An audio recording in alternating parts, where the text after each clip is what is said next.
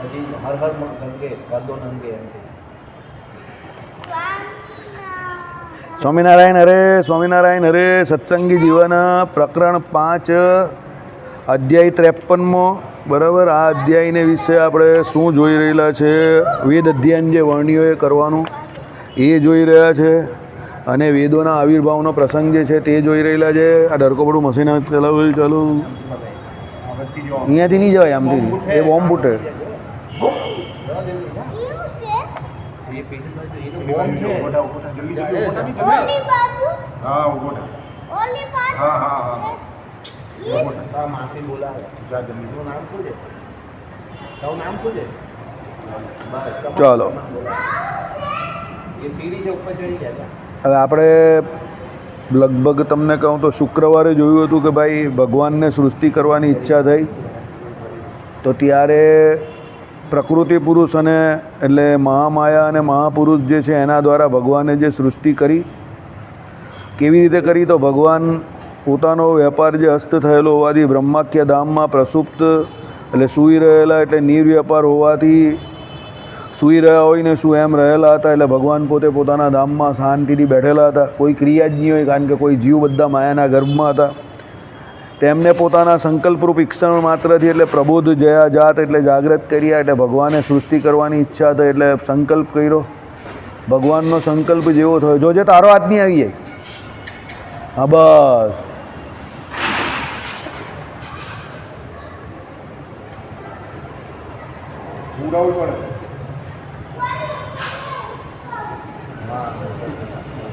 ચાલો, એટલે ભગવાને જે સંકલ્પ કર્યો, એટલે આ સ્થળે પ્રબોધન તો જગતના આરંભરૂપ જે પોતાનો વેપાર તેને સન્મુખ કર્મારૂપ કરવું. એટલે ભગવાને જે સૃષ્ટિ કરવાની હતી, એટલે ભગવાનનો સંકલ્પ થયો, એટલે આ બધી ક્રિયા શરૂ થઈ એમ. ચાલો હવે આગળ જઈએ. સ્વામિનારાયણ હરે સ્વામિનારાયણ હરે. ઉક્ત રીતે મહાપુરુષ માયાને મહામાયાને જગાડીને પછી તે વાસુદેવ ભગવાને મહાપુરુષ રૂપે એટલે તેના આત્માપણે રહીને તે દ્વારા વીર્ય એટલે જગત નિર્માણ શક્તિ વિશેષ રૂપને મહામાયામાં ઈક્ષણ માત્રથી ધારણ કર્યું.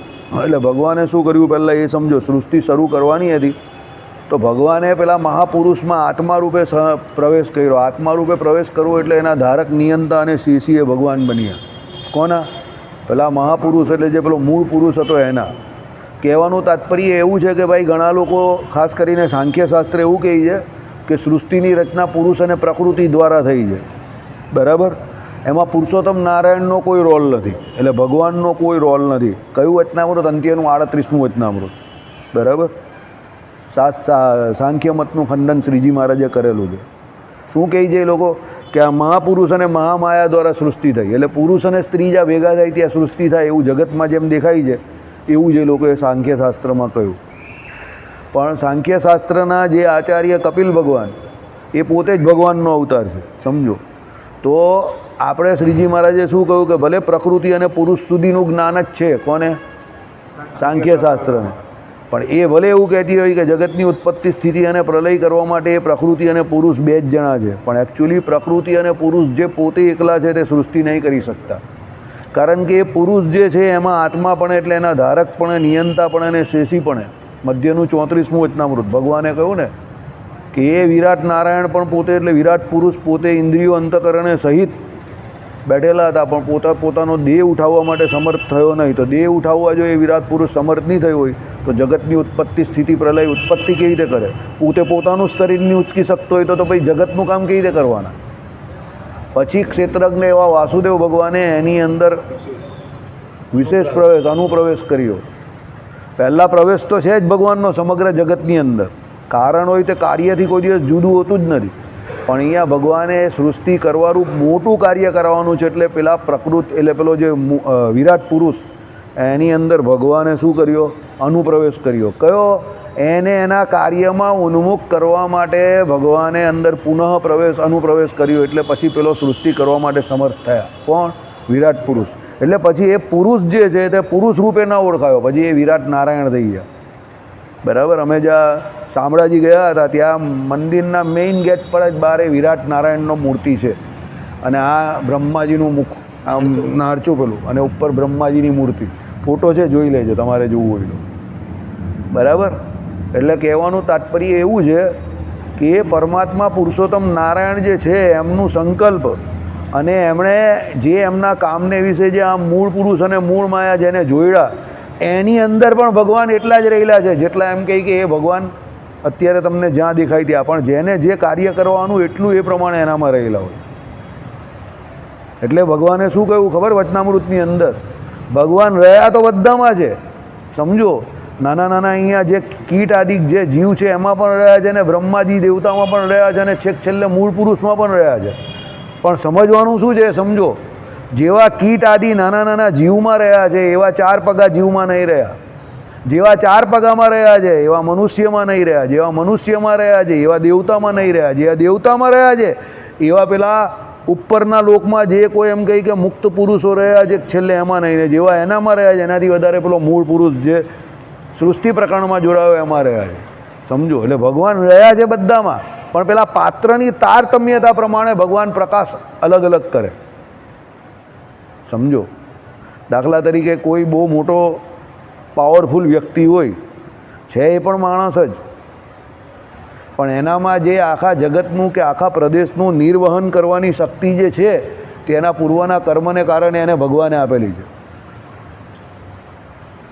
અમુક માણસ હોય તો 200, 500, 1000 માણસનું પૂરું કરતા હોય, તો એનામાં એ આખા 500, 1000 માણસનું નિર્વહન કરવાની જે કેપેસિટી આપી તે કોણે આપી? ભગવાને આપી. હવે એનામાં એ જે વિશેષ સામર્થ્ય ભગવાને આપ્યું એટલે એનામાં એ પ્રમાણે ભગવાન વિશેષપણે રહ્યા, જે બીજામાં રહ્યા એના કરતાં વિશેષ રહ્યા, એમ સમજો. એટલે ભગવાને અહીંયા શું કહ્યું? પેલા મૂળ પુરુષ અને મૂળ માયા જે છે એમાં મૂળ પુરુષમાં ભગવાન આત્મા પણ રહ્યા, એટલે શું છે? એના ધારક, નિયંતા અને શેષી.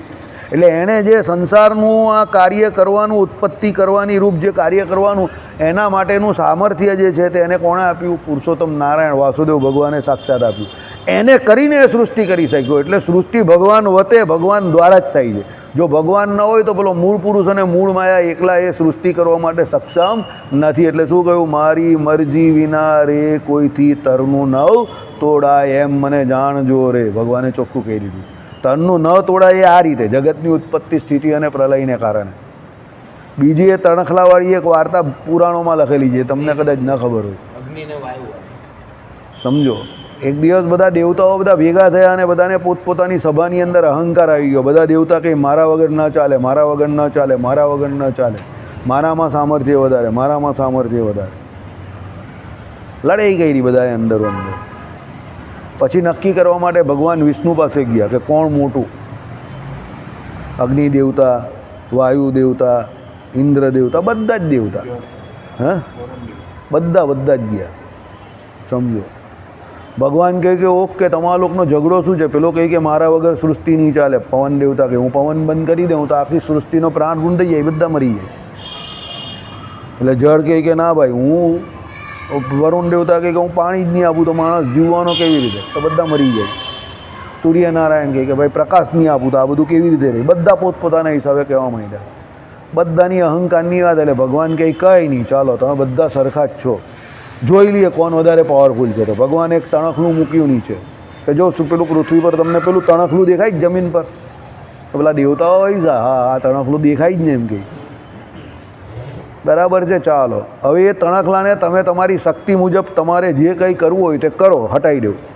જેને જે કરવું હોય તે કરે.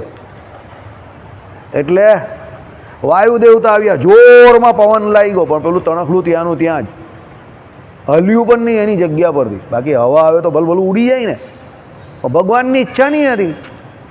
વાયુ દેવતા ગમે એવો જોરમાં ફૂંક મારી, ભર કરીને પવન આવ્યો, પણ પેલું તણખલું જરા બી ખસી પણ ન શક્યું. એટલે બીજાવાળા દેવતાઓ હસ્યા. અગ્નિ દેવતાને ચાન્સ આપ્યો એટલે હમણાં જોરમાં અગ્નિ પ્રગટ કર્યા કે હમણાં બળીને ભસ્મ કરી થઈ જાય, બસ બાળીને ભસ્મ કરી નાખીશ. પછી એણે જેવી અગ્નિ પેલી હોલવાઈ ગઈ એટલે જોયું તો આજુબાજુ બધા આગ લાગેલી, પેલું તણખલું ત્યાંનું ત્યાં જ, એને કંઈ અસર જ નહીં થઈ. એ જળ દેવતા આવ્યા, હમણાં પાણીનો જોરમાં ધમધમાઈને ફોર્સ થયો, બધું ભલભલું તણાઈ ગયું. બધું તણખલું છેલ્લે હતું તો બધું પાણી શું કહ્યું ભાઈ જો, તો એ ત્યાંનું ત્યાં જ બધા આવી ગયા. બધાએ પોતપોતાની બધી તાકાત અજમાઈ લીધી, પણ પેલું તણખલું ત્યાં જ. હા, ભગવાને કીધું ભાઈ ચલો ભાઈ, બધાએ બધું પોતપોતાનું કરી લીધું. કે હજુ કોઈ બાકી છે? એટલે પેલા બધા કહી કે થઈ ગયું. હવે इससे क्या सीख मिली? એટલે બધા એકબીજાનું મોડું જોતા હતા, બરાબર. પછી ભગવાને આમ જ કર્યું, ટક્કડીને તણખલું ઉડવા માંડ્યું, ધૂન ધૂન ધૂન ધૂન ધૂન ધૂન. સંકલ્પ માત્રથી ઉડાડી દીધો, આમ પણ નહીં કર્યું. એટલે ભગવાને શું કહ્યું ખબર? તમને આ બધું સૃષ્ટિનું કાર્ય કરવાનું સામર્થ્ય મળેલું છે, પણ એ કોણે આપેલું છે? અમે આપેલું છે. એટલે એનો સદુપયોગ કરો, અંદર અંદર ઝઘડવાનું બંધ કરો કે ભાઈ હું હતો તો આ ચાલે જ ને, હું હતો તો આ ચાલે જ ને, હું તો જ આ ચાલે. એટલે એ પુરાણના દ્રષ્ટાંત ઉપરથી ભગવાન આપણે બધાને શીખવાડે છે કે તમને ભગવાને કંઈક થોડી ઘણી શક્તિ સામર્થ્ય આપી હોય તો એનો અહંકાર કરવો નહીં કે હું મારું ઘર ચલાવું છું, હું ગામનો સરપંચ, હું રાજ્ય કક્ષાનો મંત્રી, હું કલેક્ટર, હું કમિશનર, અરે એ બધું હું મંદિરના કોઠારી, કે હું દેશનો વડાપ્રધાન, કે હું રાજ્યનો CM. ભગવાન કે આ બધાને જે કંઈ આટલું બધું રાજ્ય ચલાવવાનું કે દેશ ચલાવવાનું સામર્થ્ય કોણ આપે છે? એ ભગવાન આપે છે. એટલે ભગવાને શું કહ્યું? ઓરદાના પદમાં મારી મરજી વિના રે કોઈથી તણલું નાવ તોડાય. આ પુરાણના દ્રષ્ટાંત ઉપરથી આ લખેલું છે, તરનું ના તોડાય. આઈડિયા આવી ગયો કે તણખલું બી ખસી નહીં શકે. એટલે આપણે જ્યારે એવો અહંકાર થાય ને કે મેં આમ કરી નાખ્યું તેમ કરી નાખ્યું, ત્યારે આ વાર્તા વાગોળવાની, શાંતિથી ભગવાન પાસે આવવાનું, ઘનશ્યામ મહારાજના દર્શન કરવાના અને જય સ્વામિનારાયણ કરો, માળા ફેરો અને ઘરે જાઓ શાંતિથી, ખાઈ પીને લહેર કરો. બહુ દાદાગીરી કરવામાં મજા નથી. ભલભલા દેવતા પણ ભગવાન આગળ કંઈ નથી, તો આપણે તો શું કંઈ કરી શકવાના, બરાબર. એટલે શાંતિથી ભગવાનનું ભજન કરવાનું, શરણાગતિ સ્વીકાર લેવાની. અહીંયા આમાં ભગવાને કહ્યું એ પ્રમાણે કે મૂળ માયા અને મૂળ પુરુષ થકી પણ જો કંઈ થતું ન હોય, જ્યાં સુધી આત્મા પણ ભગવાન ના આવે ત્યાં સુધી, તો પછી તમારી ને મારી કાં કઈ હેસિયત છે, બરાબર. ચાલો, વીર્યનો અર્થ અહીંયા શું કહ્યું? જગત નિર્માણ શક્તિ વિશેષ રૂપને મહામાયામાં એક ક્ષણ માત્રથી ધારણ કર્યું. ભાઈ જગત જે છે એનું નિર્માણ કરવાનું, એના માટે વિશેષ પ્રકારની જે શક્તિ કહેવાય તે મહામાયામાં, એટલે પેલી મહામાયા રૂપ જે હતી સ્ત્રીઓ, એટલે સ્ત્રી જે આપણે હોય તેને વિશે પેલું પુરુષનું વીર્ય આવે તો સ્ત્રીમાં કેવો ગર્ભ ધારણ થાય, એમ મહામાયામાં પેલા મહાપુરુષ રૂપે ભગવાને જે જોયું અને એની અંદર બ્રહ્માંડ રૂપ જે જગત જે છે તેનું ધારણ એને કર્યું. કોણે? મહામાયાએ. તે મહામાયાએ પુરુષ થકી ગર્ભને જેમ એમ તે વીર્ય ગ્રહણ કર્યું. એટલે મહામાયાએ જે ભગવાનની જે એમ કહી કે ઉત્પત્તિ સ્થિતિને પ્રલય, એમાં જગત જે ભગવાન ઉત્પન્ન કરવાના, તે ઉત્પન્ન કરવારૂપ જગત જે છે તેને વીર્ય રૂપે એટલે ગર્ભ ધારણ કર્યું એનું. કોણે? એ મહામાયાએ. તે મહામાયા થકી અનેક પ્રધાન પુરુષો પ્રાદુર્ભાવ્યા. હવે એ મહાપુરુષ અને મહામાયા ભેગા થયા એટલે બીજા સ્ટેપથી જ અનંતકોટી બ્રહ્માંડના બીજ આવી ગયા, બીજા સ્ટેપથી જ, સમજો. એટલે આપણે જે વચ્ચેની કલીલ અવસ્થા કહીએ ને, પ્રધાન પુરુષ અને પ્રકૃતિ પુરુષ, ત્યાં અનંત કોટી પ્રધાન પુરુષો થઈ ગયા. પેલા એક જ હતા મહાપુરુષ અને મહામાયા, એમાંથી અનંત કોટી થઈ ગયા. કેવી રીતે થયા? ફક્ત ભગવાનના સંકલ્પે કરીને. આ કઈ સૃષ્ટિ ચાલે છે? समष्टि के व्यष्टि बोल. तेरे को आगे भी पूछा था, नहीं आया था और आज भी नहीं आएगा. कई सृष्टि चाले છે? समष्टि के व्यष्टि. समष्टि, समष्टिમાં શું થાય? તમે છો? સમષ્ટિમાં શું થાય? બોલ ભાઈ, સમષ્ટિમાં શું થાય? બોલો દીપકભાઈ, સમષ્ટિમાં શું થાય? એ કેવી રીતે થાય? હા, આમાં ખાલી ભગવાનનો સંકલ્પ થાય. એટલે મૂળ પુરુષ અને મૂળ માયા, એના દ્વારા ભગવાને જે સૃષ્ટિ કરવાનો સંકલ્પ કર્યો, એટલે મૂળ માયામાં ભગવાને મૂળ પુરુષ રૂપે ઈક્ષત, એટલે જોયું ખાલી કે સંકલ્પ કરવો છે, એટલે ગર્ભધારણ થઈ ગયો મૂળ માયામાં. હવે ગર્ભધારણ થયો એટલે જ ભગવાને કહી દીધું કે હવે આ એક રૂપે જે છે બંને તે અનેક રૂપે થઈ જાય. એટલે કેવા અનંત કોટી બ્રહ્માંડ રૂપે, એટલે અનંત કોટી બ્રહ્માંડના એ અનંત કોટી પ્રકૃતિ પુરુષ થઈ ગયા પહેલાં. હવે અનંત કોટી પ્રકૃતિ પુરુષ થકી અનંત કોટી પ્રધાન પુરુષ. હવે આ બે વચ્ચેની અવસ્થા જે થઈ ને, એ એકચ્યુઅલી આ બંને અવસ્થા પેલા મૂળ પુરુષ અને મૂળ માયાની જ છે. આ બંને એના દીકરા નથી. સમજો, અહીંયા લોકો ભૂલ કરે છે, ઘણા બધા લોકો.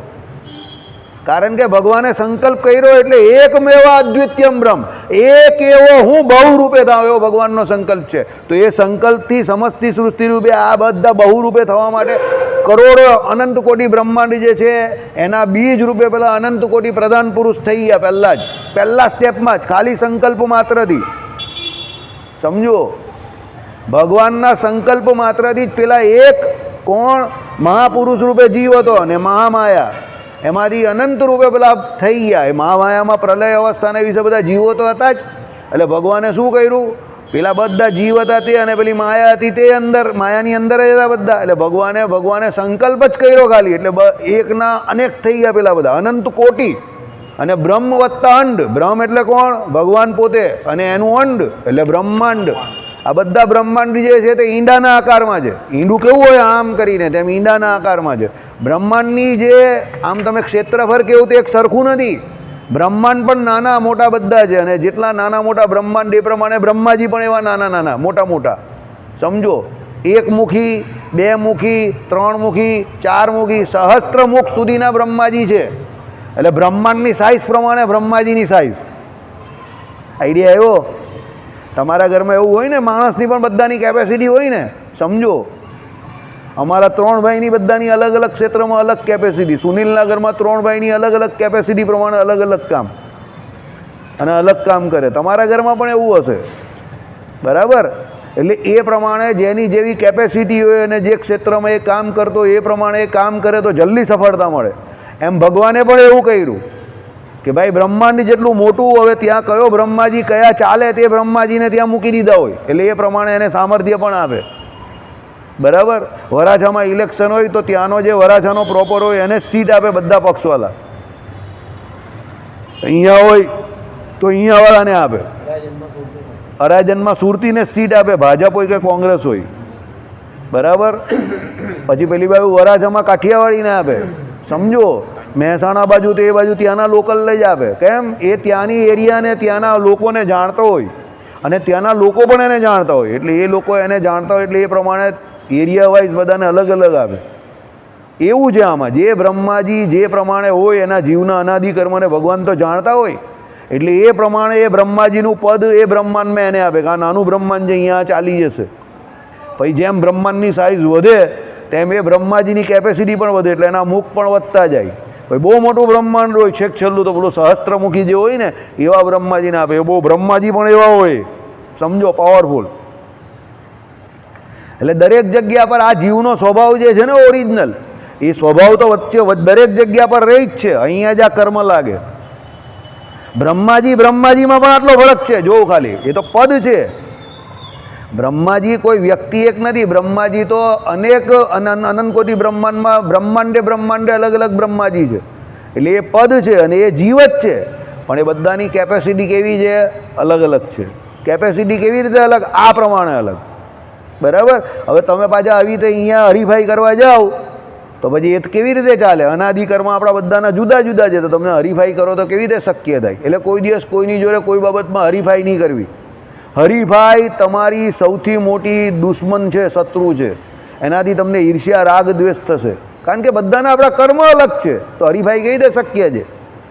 સમજો, જેટલું આ માણસ કામ કરી શકે મારી બાજુવાળો, એટલું હું કામ નહીં કરી શકું.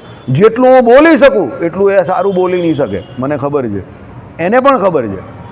સમજો, એટલે જ્યાં બોલવાનું હોય ત્યાં એ મને કહે કે જ્યાં ચાલ્યો જા નહીં, ને જ્યાં કામ કરવાનું હોય તો હું એને કહું જ્યાં કામ કરી નાખ. જોયું ને 2 દિવસ તમે, બધાનું અલગ અલગ હોય. સમજો, બરાબર? જેટલા તમે સેવા કરી શકો ગાય સેવામાં, તેટલું હું નહીં કરી શકું, બરાબર? એનાથી ઉલટું છે, જે કામ હું કરું છું તે કદાચ તમે નહીં કરી શકો અત્યારે.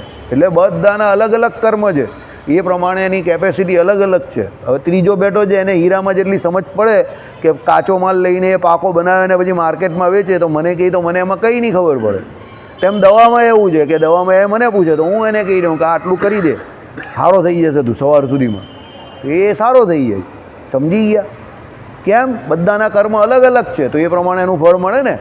સમજો, એટલે કોઈ દિવસ કોઈ વ્યક્તિ જોડે કોઈ પણ બાબતમાં હરીફાઈ કરવી નહીં. શ્રીજી મહારાજે કહ્યું ને, તમારું અંગ ઓળખો અને અંગ ઓળખીને એમાં ભજન કરો તો બહુ જલ્દી આગળ આવી જાઓ. સમજો, તમને એવું લાગે કે તમારો ભગવાનના કથા વાર્તા ગુણ કીર્તન એ ગાવાનું અંગ છે, તો એ કરો તો તમને તરત જો તમારું અંગ કયું છે એ ઓળખવાનો પણ ભગવાને રસ્તો બતાવ્યો.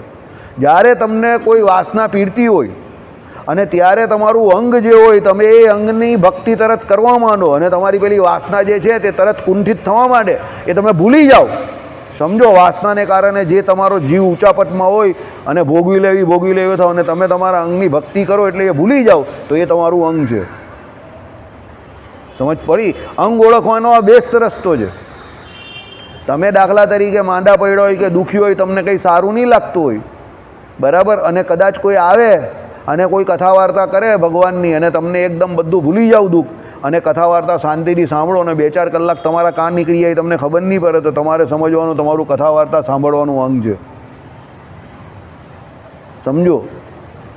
તમને કદાચ એવું લાગે કે ભાઈ તમારા કંઠ કોઈનો બહુ સારો હોય અને બીમાર હોય, તો પણ ઘણા લોકો અમે જોયા છે દાદા જેવા ઉંમરના હોય, 70-75ની ઉંમર, તો પણ અહીંયા આવીને એક પદ ગાય જ, અને એની ઉંમર ગમે તેટલી થઈ હોય, અવાજ ભલે ખખડી ગયો હોય, પણ અહીંયા આવીને પદ ગાય ત્યારે એવું તમને જરા પણ નહીં લાગે કે આને કંઈ બીમારી છે કે આ વ્યક્તિની ઉંમર વય થઈ ગઈ છે. કેમ?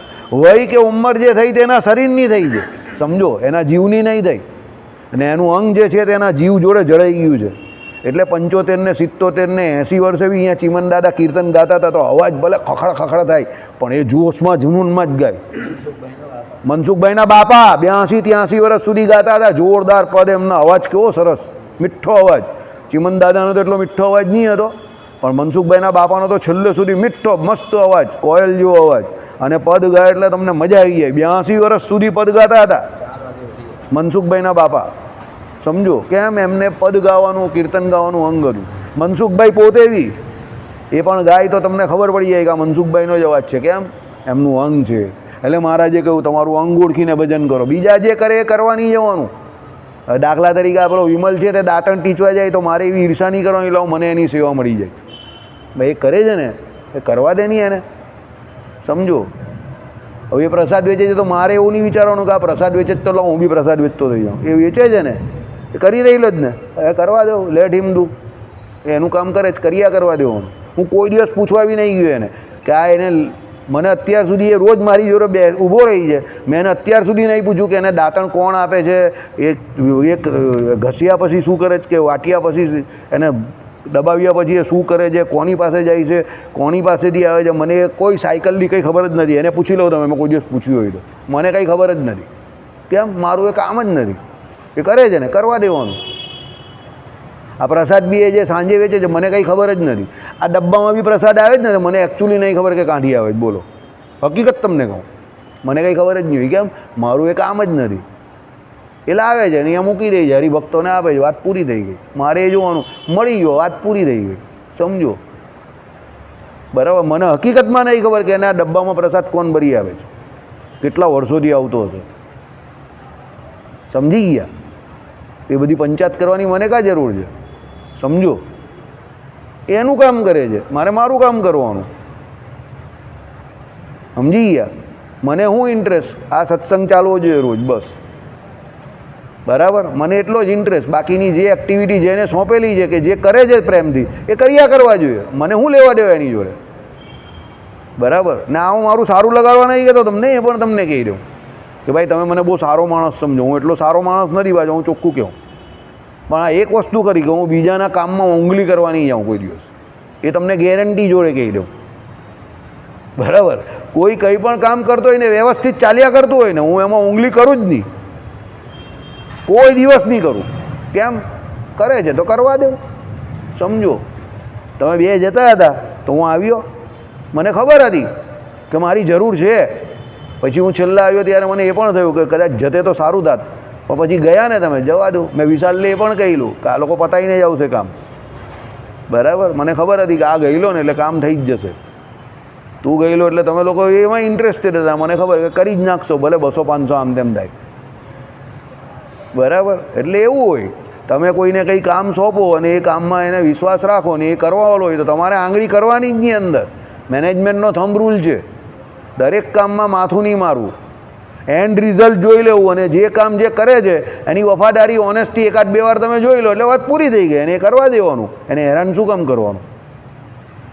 એક વસ્તુ યાદ રાખજો, કોઈ વ્યક્તિ કોઈ સેવા કરતો હોય, મેં એવા જોયા છે, કોઈ સેવા કરતો હોય ને પછી બહુ આગળ આવી જાય ને, તો ભાઈ બીજાને ઈર્ષા કેમ આવે ખબર? કે આ સેવા કરવાથી આગળ આવ્યો, એટલે પછી પેલા બધા એવું કરવા માંડે. દાખલા તરીકે અહીંયાનું પેલું રોકેટ મંડળ, રોકેટ મંડળ એટલે જાણો ને તમે, એકબીજામાં પેલા રોકેટ છોડે જ ને, ધડાધર. સમજી જાઓ? એમાં બધાને એવું છે કે અહીંયા બધા ઝાડુ મારવાવાળા બહુ પૈસાદાર થઈ ગયા, સુખી થઈ ગયા, એટલે બધા અંદર બધા એવા નથી, પણ 40-50% એવા છે. એટલે લોટ તમે જોજો બદલાતો રહે. એ લોટ કોઈ દિવસ એક રહેતો જ નથી.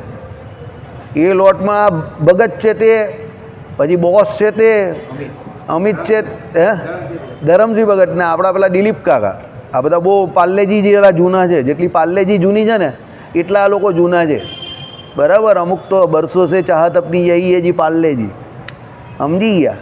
આજકાલ તો લોગ બિસ્કુટ કો બી પાલ્લેજી કહેતે हैं. આટલા અમે 5 જણાને આપણે જોયો છે, આપણે આટલા વર્ષોથી મંદિર આવીએ છીએ, આ 5 જણા છે. હવે આની સામે ઓછામાં ઓછા તમને કહું ને બદલાતા અમે જોયા હોય તો 50-60 માણસ તો ઓછામાં ઓછા હોય, વધારે હોય કદાચ, નામ બી નહીં ખબર હશે ઘણાના. 5 મહિના 4 મહિના 6 મહિના વરસ આવે, અને એ કેમ આવે?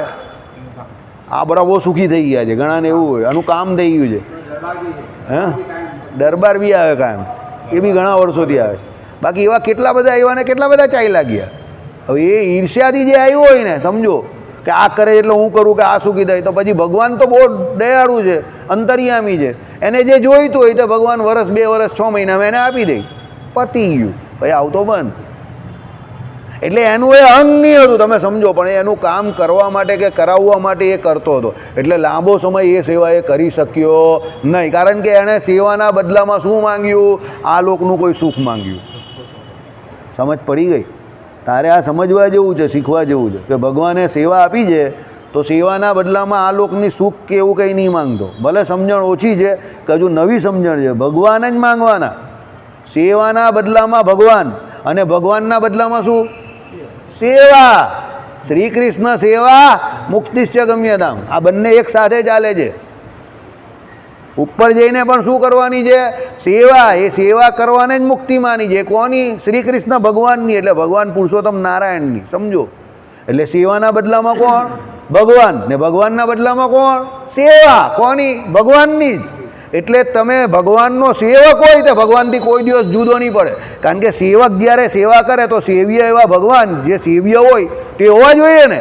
તો ભગવાન સામે હોય તો જ એની સેવા થાય ને. એટલે સેવક ધર્મ આમ બહુ કઠણ છે, પણ આમ બહુ સારો છે, કારણ કે ભગવાન એનાથી જરા પણ જુદા પડતા નથી, રંચ માત્ર પણ.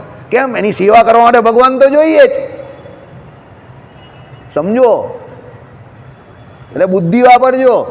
અક્કલ વગરના માણસ શું કહે? સેવા એટલે તો નોકર બનાવી દીધા તમને, એમ કે ભગવાને એના.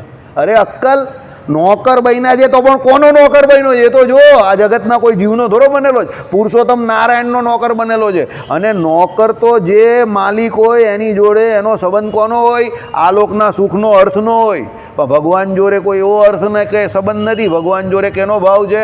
સેવા પેલો જે કરે તે આનંદ ગર્ભિત છે, કે એનાથી પેલા સેવકને આનંદ આવે છે કે મારા ભગવાનની સેવા કરું છું, મારા પુરુષોત્તમ નારાયણની સેવા કરું છું, અને એને કારણે એને આનંદ આવે છે. અને એ આનંદે કરીને સેવા કરે છે, એટલે એ સદાને માટે એ ભગવાન જોડે જોડાઈ રહી એવી ઈચ્છા કરે છે. એટલે એ ઈચ્છાના ફળ સ્વરૂપે એ સેવા જ માગે છે ભગવાન પાસે, કે એ સેવાના બહાને ભગવાન જોડે જોડાઈ રહી. અને આ લોકમાં તો જોડાઈ રહી, પણ પરલોકમાં પણ એ ભગવાન જોડે જોડાઈ રહી. સમજો, આ બધા નિયમો સમજવાના છે આપણા સંપ્રદાયના, ગૂઢ રહસ્ય છે. એટલે અહીંયા તમે કંઈ સેવા કરો તો સેવા કરે એ બહુ સારી વાત છે, પણ સેવાના બદલામાં આ લોકનું કોઈ સુખ માંગવું નહીં. સમજી ગયા? એટલે સેવાના બદલામાં ભગવાન, ને ભગવાનના બદલામાં સેવા. કેમ? નારદજીનું ઉદાહરણ આપણે વાત નહીં કરેલી? ગાયક હતા, ગંધર્વ ગાયક કહીને એ હતા, અને કાં ગાવા ગયેલા? બ્રહ્માજીની સભામાં. પણ પેલી અપ્સરાને જોઈ તો ટીંચું ટીંચું શું થઈ ગયું? ટાઈ ટાઈ થઈ ગયું. તો બ્રહ્માજીનો પિત્તો ગયો કે અહીંયા આવીને પણ તું ટીંચું ટીંચું ટાઈ ટાઈ કરે છે. એટલે બ્રહ્માજીએ શ્રાપ આપી દીધો, જા દાસીનો પુત્ર થા. આવું દાસી જેવું કામ કરે તો અહીંયા આવીને ટીંચું ટીંચું ટાઈ ટાઈ. દાસી પુત્ર થઈ ગયા, સેવા કરવા માંડ્યા, બરાબર. પણ ભગવાનના ભક્ત થવાનું હતું, એટલે શું થયું? ભગવાનના મંદિરમાં સેવા મળી. અને પેલા સાધુઓ રહેવા આવ્યા ચાતુર્માસને વિશે, એની માતાજી જે હતા તે સેવા કરતા હતા, તો એની જોડે એ પણ સેવા કરતા થઈ ગયા. ચાતુર્માસને અંતે સાધુઓ જતા હતા તો કે તમારો દીકરો બહુ સારો છે, બહુ ભાવથી સેવા કરે છે, બરાબર. જાઓ એમ કે સેવાના ફળરૂપે આને કોણ મળશે? પુરુષોત્તમ નારાયણ મળશે. તો માતાશ્રી તો પછી ગુજરી ગયા, અને પછી તો નારદજી, એટલે સેવાના એ જન્મે તો દાસીપુત્ર જ રહ્યા, ભગવાનનું ભજન કર્યું, પણ પ્રત્યક્ષ ભગવાનના દર્શન થયા નહીં. પણ પછી શું થયા? સીધા પેલા સાધુઓની સેવા કરી એ સાધુઓના વરદાન થકી નારદજી સીધા બ્રહ્માજીના નારદ પુત્ર માનસ પુત્ર થઈ ગયા. સમજવાનું શું છે? જે બ્રહ્માજીના લોકમાંથી શ્રાપ થયેલો ને પડેલા એ બ્રહ્માજીના જ માનસ પુત્ર થયા સીધા. કેમ? સેવાના મહિમાથી. સમજો?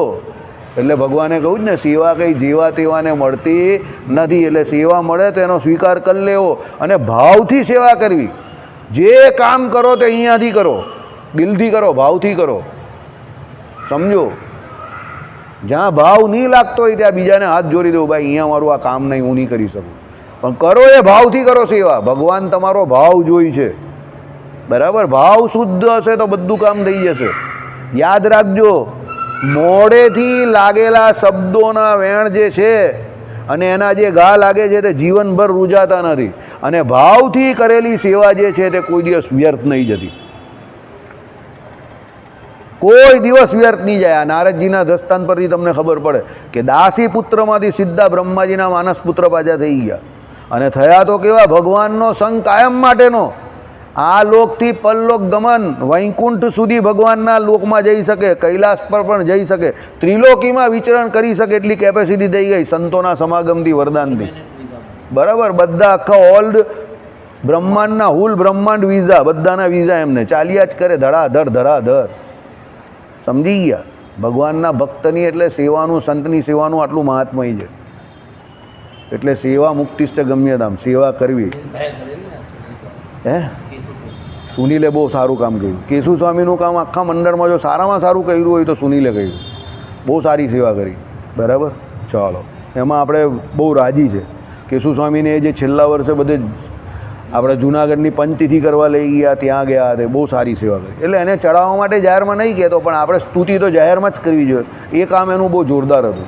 બરાબર? કેશુ સ્વામી ધામમાં ગયા ત્યાં સુધી પણ એ લોકો જ ગયા. બરાબર? જે અહીંયાથી ગયા સુરતમાંથી, એમાં ગણ્યા ગાંઠિયા આ લોકોને આ લોકો જ ગયા. પછી તો બધા જે કંઈ ગયા તે પોતપોતાના કામ માટે ગયેલા. બરાબર? પણ સેવા માટે તો આ લોકો જ ગયા. એટલે એમનું નામ લેવું જરૂરી છે, 100% જરૂરી છે. પછી ગયા એ તો ઠીક છે, ગયા તો ગયા. અમે તો ગયા જ નથી, એટલે અમે અમારી તો વાત જ નહીં કરતા. પણ જે લોકો ગયા એ સેવા એમણે બહુ સારી કરી. બરાબર? ચાલો, એટલે તે મહામાયા થકી શું અનેક પ્રધાન પુરુષો પ્રાદુર્ભાવ્યા, એનાથી આપણે અહીંયા આગળ ચાલેલું. તે પછી ભગવાન વાસુદેવે તે પ્રધાનાધિષ્ઠિત પુરુષ રૂપે એટલે તેના આત્મરૂપે કરીને પ્રધાનમાં વીર્ય એટલે ચિત્ત સમષ્ટિ રૂપ ધારણ કર્યું. બરાબર? ચિત્ત સમષ્ટિ રૂપ. સમષ્ટિ આવ્યું ને? સમષ્ટિ એટલે શું? સંકલ્પ રૂપ. ચિત્ત. બરાબર? એટલે જાણીને, જાણપણું અહીંયા કહેવાય. બરાબર?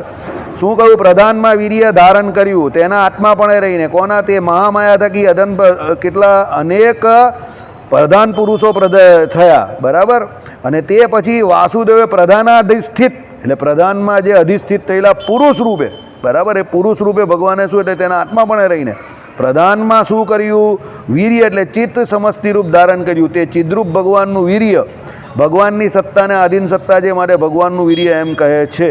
પ્રધાનમાં રહેલા અચિદ્ર રૂપ રજ આદિક ગુણો સાથે મિશ્રિત થતા સત્વાદી 3 ગુણ ત્રયાત્મક મહતત્વ રૂપ થયું. એટલે ચિત્ત સમષ્ટિ રૂપ ગર્ભિત હોવાથી ચિદ્રૂપ વીર્ય મહતત્વ થયું. આવો નિર્દેશ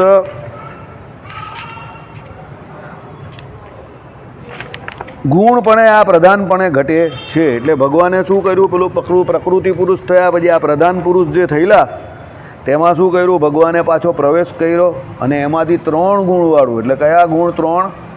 પ્રધાનમાં રહેલા અચિદ્ર રૂપ રજ આદિ ગુણો સાથે મિશ્રિત થતા. રજ આદિ એટલે સત્વગુણ, રજોગુણ અને તમોગુણ, એ 3 માયાના ગુણ છે.